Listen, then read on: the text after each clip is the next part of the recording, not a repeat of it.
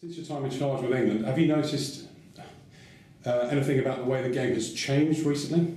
I think historically, from my time with England, which was kind of 2000 to 2006, to where we are now, the actual fundamentals of the game haven't changed, i.e. it's still revolved around the basics of the game and ensuring that you can execute accurately in terms of pass, catch, tackle, understanding space, being able to manipulate, defend and create space. I think those fundamentals are without doubt have not changed. So actually the playing frameworks of how you approach the game are pretty much similar. I think of course there's varying tactics in terms of the different types of defence and attack people employ.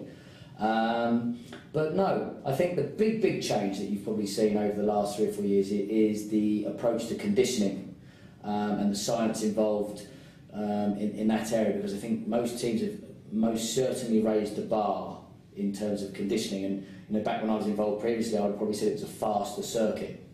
But what you see now on the circuit are athletes that are far more athletic, rounded, almost kind of like decathletes in their build, their stature, their power, their kind of, the way that they've been kind of conditioned and put together. And I think that's a notable change, because I would say that the Sevens in the last 2 or 3 years has become a little bit more confrontational, collision, and is more about kind of a power game rather than an out-and-out speed game. Okay. Staying on that for a moment, it was proposed by Tony Hanks that Sevens tends to go in cycles. And one of the things that he mentioned was it depends on who the top team is at the moment, depending on whether it was more collision focused or whether it was a sort of wider, expansive game. Is that something you see? Is it generally led by the top teams, or? I don't know. I think the way I look at it is, I think what tends to happen is that sometimes people try to mimic or copy success. So if the most successful team is a collision-orientated team, then probably the tendency for probably more inexperienced teams or coaching setups is to follow that formula, that recipe.